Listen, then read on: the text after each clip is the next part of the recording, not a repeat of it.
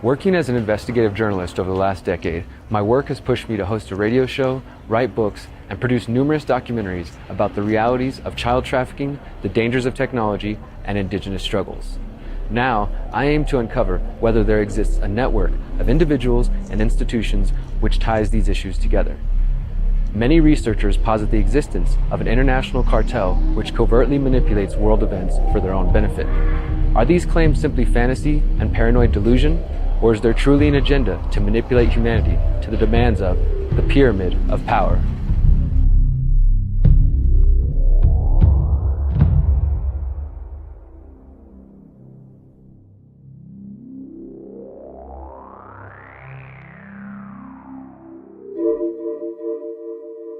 Chapter 2: Establishment Media.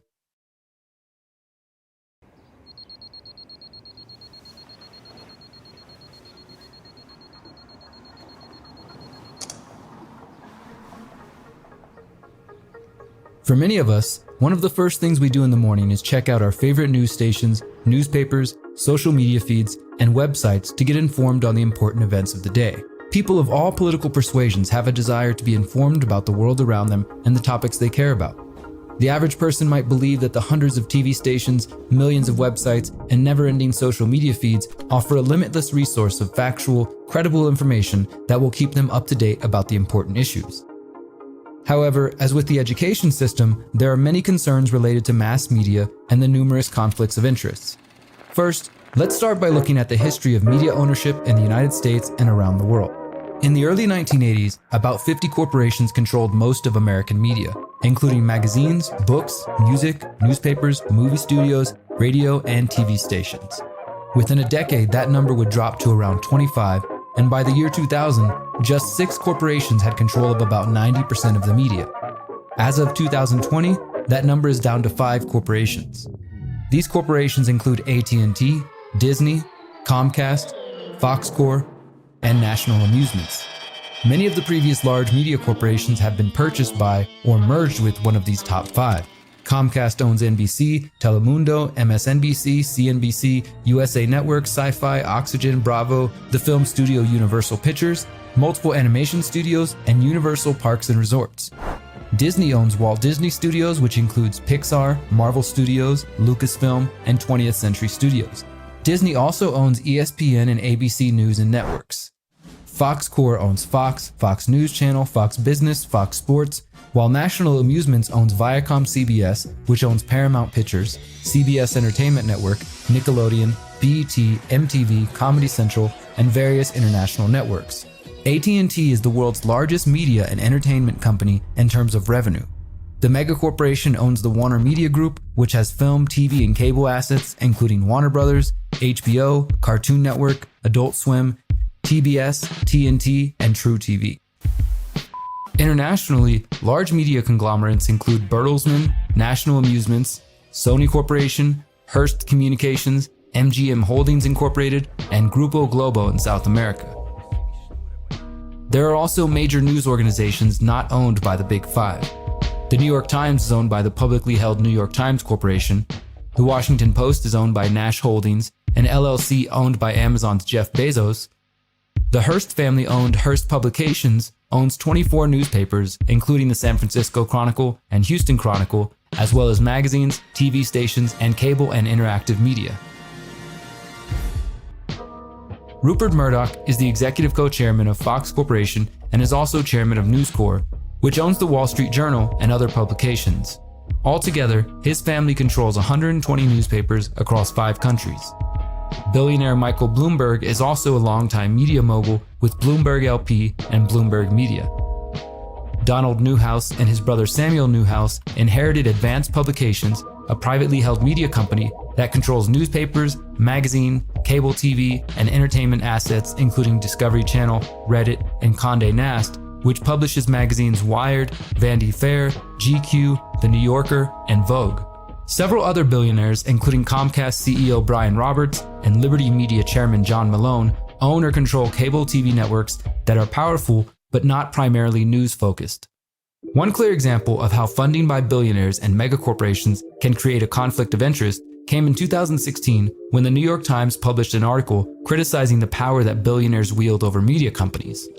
One ultra-wealthy media investor was not mentioned in the story: Mexican billionaire Carlos Slim. At the time, Slim owned the largest individual stake at the Times, but was not mentioned. Slim sold half of his stocks in 2017, but still remains the second largest shareholder. While there is no clear evidence that Slim played any role in the omission of his ownership of the Times, it does illustrate the difficulty the average reader faces in assessing who is trying to influence their worldview. It's clear that the consolidation of the media presents an opportunity for the corporations, shareholders, families, and individuals behind the media to influence and shape public opinion. This is one of the reasons the media has often been called the Fourth Estate, a phrase derived from the traditional European concept of the three estates: the clergy, the nobility, and the common people. The Fourth Estate represents a fourth power in press and news media which have the capacity to advocate for and frame political issues. In the 1988 book Manufacturing Consent, noted intellectual and linguist Noam Chomsky and Edward S. Herman argue that the mass media of the US are effective and powerful institutions which use system-supportive propaganda to influence the public without the use of coercion. They call this the propaganda model of communication. For many people, the idea that propaganda is used by democratic rather than merely authoritarian governments will be a strange one. Well, the term propaganda fell into disfavor around the Second World War, but in the 1920s and the 1930s, it was commonly used and, in fact, advocated not by leading intellectuals, by the founders of modern political science, by Wilsonian progressives, and, of course, by the public relations industry, as a necessary technique to overcome the danger of democracy. The institutional structure of the media is quite straightforward. We're talking about the United States, but it's not very different elsewhere.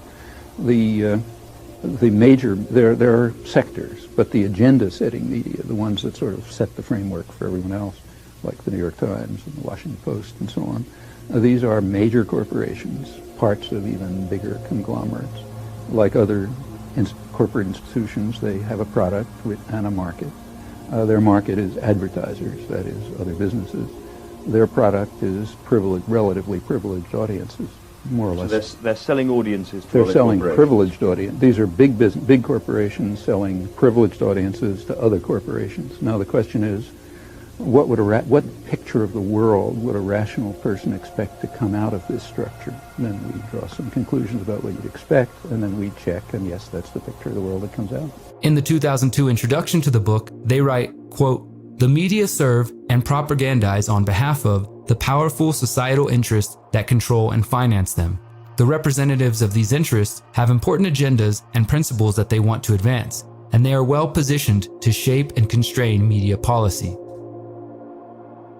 Chomsky has gone on to describe various methods the media uses to influence public opinion, including by distraction, gradualism, deferring actions until a later date that the public might be more accepting, talking to the public like children, stirring up viewers' emotions, keeping the public ignorant, promoting trends, blaming the public for problems, and by understanding the underlying psychology of the masses.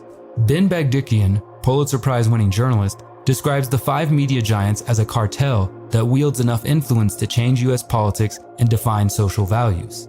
Quote, "The Ford Motor Company and General Motors do not compete to the death because each has too much to lose in an all-or-nothing rivalry. Similarly, the major media maintains their cartel-like relationships with only marginal differences among them, a relationship that leaves all of them alive and well, but leaves the majority of Americans with artificially narrowed choices in their media." Ruling class journalism. As early as 1973, reports started to reveal that the US intelligence community was infiltrating foreign and domestic media. In late November of that year, the New York Times reported that the CIA had about 36 American journalists working abroad on its payroll as undercover informants, some of them as full-time agents. None of the names of the journalists were revealed to the public. In 1975, the US Senate organized the US Senate Select Committee to study governmental operations with respect to intelligence activities, otherwise known as the Church Committee, named after Idaho Senator Frank Church, who chaired the committee. Church and his team were tasked with investigating abuses by the CIA, the National Security Agency, the Federal Bureau of Investigations, and the Internal Revenue Service. The Church Committee investigations are well known for revealing many illegal activities by the intelligence community, including the discovery of Operation Shamrock, in which the major telecommunications companies shared their traffic with the NSA from 1945 to the early 1970s. There was also discussion about a poison dart program that could cause someone to have a heart attack. And of course, there were the infamous MKUltra documents, which revealed the CIA's efforts to manipulate and control the human mind. The Church Committee's final report, published in April 1976, also covered CIA ties with both foreign and domestic news media. The report mentions that agents had planted false stories about activists, including Martin Luther King Jr. The report found that the CIA maintained a network of several hundred foreign individuals around the world who provide intelligence for the CIA and at times attempted to influence public opinion through the use of covert propaganda. These individuals provided the CIA with direct access to many newspapers and periodicals, press services and news agencies, radio and TV stations, commercial book publishers, and other foreign media outlets. In the United States, the CIA estimated they had around 50 assets who are individual American journalists or employees of U.S. media organizations. The committee found that more than a dozen U.S. news organizations and commercial publishing houses formally provided cover for the CIA agents abroad. At a House Intelligence Committee hearing in 1975, CIA Director William Colby was questioned about whether the agency had employees in TV networks and newspapers. We do have people who submit pieces to American journals. Do you have any people paid by the CIA who are working for television networks? This, I think, gets into the kind of getting into the details, Mr. Chairman, that I'd like to get into in executive session. In 1976, a New York Times article titled CIA Ties to Journalists reported that, quote, a draft copy of a report by the House Select Committee on Intelligence last week said that 11 full-time officers of the CIA were posing as journalists overseas in connection with their intelligence work. The report said further that until 1978, live agents had posed as full-time correspondents with organizations that have major general news impact. Moreover, the report said some 15 news organizations had cooperated with the CIA in providing cover for CIA operatives. The Times goes on to state that press freedom here is protected from government intrusion under the First Amendment to the Constitution, and thus a reader, viewer, or listener has the right to expect that the news will not be slanted to conform to a governmental position. An agent reporting from abroad to the United States would face an impossible task in sorting out his allegiance to his real employer, the CIA, from that to his news organization and its readers. The CIA formally refused to make public the names of which American news agencies cooperated with the CIA, which ones allowed themselves to be used as cover, and the names of the reporters who secretly worked for the CIA. The Times also noted that Sam Jaff, a former TV reporter who admitted to working with the FBI, accused popular journalists like Walter Cronkite of CBS of being on the list of journalists paid by the CIA. Despite the fact that the US government never actually used the name, the CIA's manipulation of mainstream media has come to be known as Operation Mockingbird. First of all, it is important to note that what we know of as Operation Mockingbird was not called Operation Mockingbird, or at least there is absolutely no reason to believe that. The entire idea that this program to infiltrate the media was called Operation Mockingbird actually sources to a single offhand mention in one book by Deborah Davis about Katharine Graham that was sourced to an unnamed anonymous CIA person, so take it for what it's worth. Having said that, the CIA absolutely did engage, and presumably still does, but admittedly did engage in an extensive operation to infiltrate the media at all levels, less controversially internationally, by setting up publishing houses, by having journalists and reporters stationed overseas, by various methods for controlling what was seen overseas. But that, at least theoretically, is within the CIA's mandate to operate internationally. More controversially, it absolutely did the same things domestically within the United States, directly against the CIA's charter to operate only internationally. And we do not have to go on a speculative limb for that. It was admitted during the Church Committee hearings by the CIA that they did have agents in the American media that would, at the very least, forward stories to American media for publication. But subsequent reporting on that by Carl Bernstein in his seminal 1977 work for Rolling Stones, The CIA and the Media, he absolutely showed from a number of different sources that there were not only journalists who were reporting and acting essentially as informants for the CIA, there were actual agents that were undercover as journalists and reporters. The CIA had extensive ties to editors and extensive ties to publishers like the family behind the New York Times. And other reporting has shown that, for example, Allen Dulles in the early days of the CIA could and did often call up publishers in the US in order to change certain stories or to get certain facts reported or not reported. Carl Bernstein's 1977 Rolling Stone article, The CIA and the Media, reported that the relationship between the intelligence community and the mainstream media was much more extensive than even the Church Committee revealed. The CIA could manipulate the news in the United States by channeling it through some foreign country. Bernstein alleged that the committee actually helped cover up some of the worst aspects of the partnership because it would have revealed, quote, embarrassing relationships in the 1950s and 1960s with some of the most powerful organizations and individuals in American journalism. Bernstein reported that from 1950 to 1966, about 10 CIA employees were provided cover by the New York Times under arrangements approved by the newspaper's late publisher Arthur Hayes Sulzberger. The cover arrangements were part of a general Times policy to provide assistance to the CIA whenever possible. In addition, Sulzberger was a close friend of CIA Director Allen Dulles. Bernstein's reporting also showed that during the 1950s, the CIA conducted a formal training program to instruct its agents to function as newsmen. Quote, these were the guys who went through the ranks and were told, you're going to be a journalist, one CIA official told Bernstein. Bernstein also reported that the CIA's former director Allen Dulles and close friend Henry Luce, the founder of Time and Life magazine, regularly allowed members of his staff to work for the CIA. Several other revelations came out in 1977, including Sig Mickelson, former head of CBS, admitting that he had often worked with the intelligence community in the 1950s.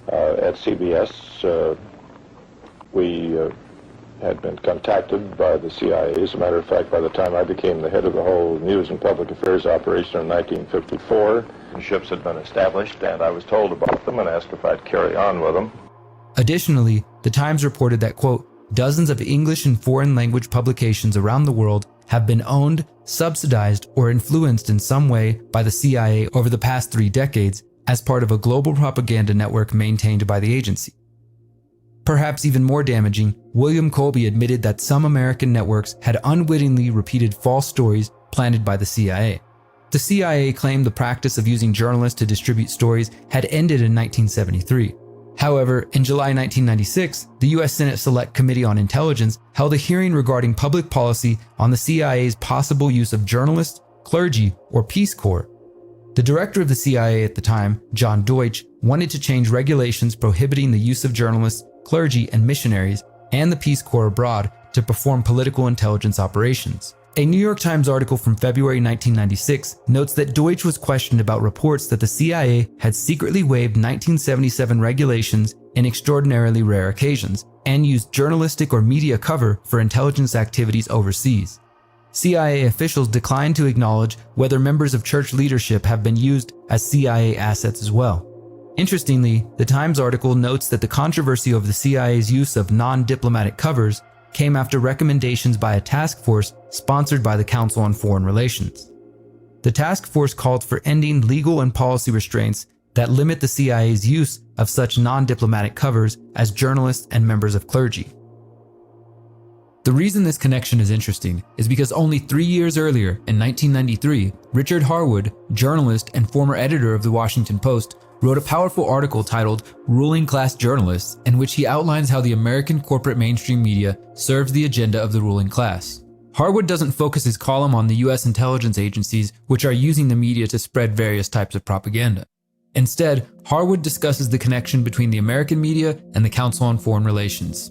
Harwood writes, quote, in its 70-year history, the quarterly journal, Foreign Affairs, has had but 5 editors. The 5th, recently appointed, is James Hogue, former publisher of the New York Daily News, and before that, editor of the Chicago Sun-Times. The quarterly is published by the Council on Foreign Relations, whose members are the nearest thing we have to a ruling establishment and the United States. The President is a member, so is his Secretary of State, the Deputy Secretary of State, all 5 of the Undersecretaries, several of the Assistant Secretaries, and the Department's Legal Advisor. The President's National Security Advisor and his deputy are members. The Director of Central Intelligence, like all previous directors, and the Chairman of the Foreign Intelligence Advisory Board are members. Harwood goes on to note that many leading figures of American political life were members of the Council on Foreign Relations, including Gerald Ford, Jimmy Carter, Henry Kissinger, Zbigniew Brzezinski, Cyrus Vance, McGeorge Bundy, Governor Mario Cuomo, and so on. In later chapters of this series, we will return to the topic of the Council on Foreign Relations and how non-governmental organizations, think tanks, and nonprofits also play a role in the pyramid of power. The point is that the media around the world are not only influenced by corporate dollars and interests, but they are often a tool for disseminating intelligence community propaganda and promoting the agenda of the ruling class. Despite the promises of ending collaboration between spy agencies and journalists, as recently as 2014, the CIA was caught collaborating with the journalist from the LA Times. The rise of independent media. Due to the consistent failures of the corporate media and the glaring bias, the public has developed a thirst for unfiltered, honest reporting that is not often found on TV and radio networks. The internet helped accelerate the rise of an independent or alternative media where citizen journalists, activists, self-taught reporters, and social media commentators compete directly with the corporate media. The internet also saw the launch of hundreds of thousands of new websites that do not fit into the traditional media hierarchy. In the mid-2000s, with the emergence of YouTube and other popular social media networks, the alternative media was able to outpace the mainstream media and reach the masses at an unprecedented rate. By the 2010s, a growing ecosystem of alternative media websites, channels, podcasts, and reporters began to materialize. Some outlets eschewed the glitz and glamour of the corporate media in favor of reports broadcast in living rooms and from the streets.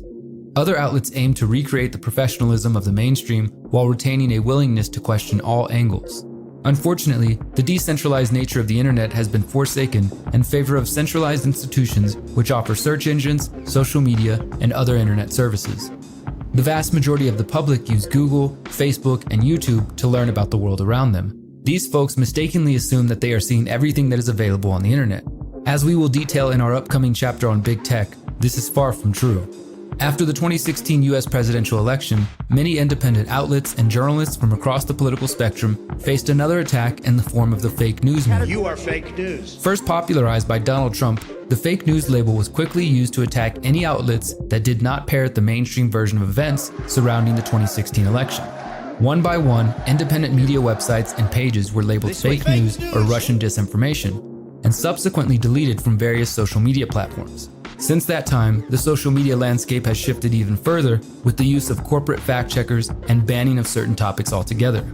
Another way the pyramid of power maintains influence is through purchasing and/or funding of so-called new media companies which attempt to portray themselves as independent and are typically marketed towards a younger audience. Despite the slick presentation and the use of a younger, diverse crowd as reporters, these companies are merely a rebranding of the same propaganda distributed by the billionaires, corporations, and intelligence agencies. Some of these companies include Vice Media, Vox Media, and BuzzFeed. The intelligence agencies' attempt to manipulate and influence public opinion goes beyond hiring journalists. According to one of the documents leaked by Edward Snowden, the British government maintains software for online persona management. The British Government Communications Headquarters, the GCHQ, operates an elite unit known as the Joint Threat Research Intelligence Group, or JTRIG. The documents outline tactics employed by the agency, including ways to manipulate public opinion, understand human thinking and behavior, and encourage conformity.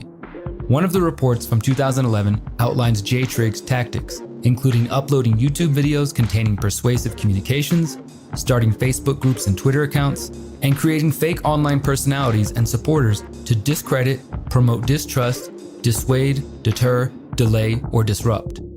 The unit uses social media campaigns to encourage and foster obedience and conformity.